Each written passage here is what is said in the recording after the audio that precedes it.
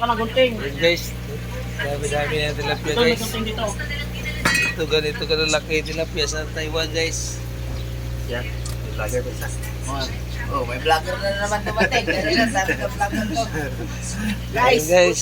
Portuguese video. Yan. Tignan mo naman yung mga nahuli. Ayan nga oh, bataan eh. Ikaw nga oh. Huwag mo na isali ha, kanina pa yan ang video eh.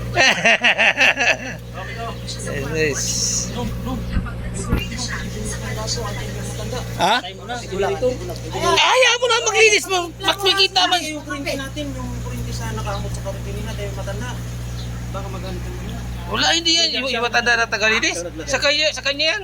Yung kurinti? Oo, siya naglagay ang nung nakaraan. Sila pre lang. Oo, siya yan. Baka patayin niya ba? Wala ka kakakita. Tinawakan ni Lopan niya tayo. Ha?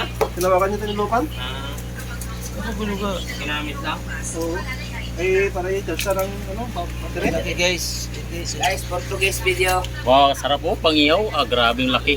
Oh, Kapalad. ah, malaki pa sa Guys, buhay-buhay pa guys. Buhay pa. sana all. Guys.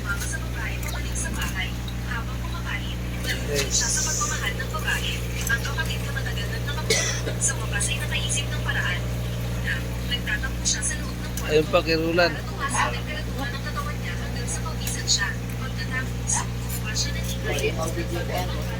Malalaki pang ihaw ba?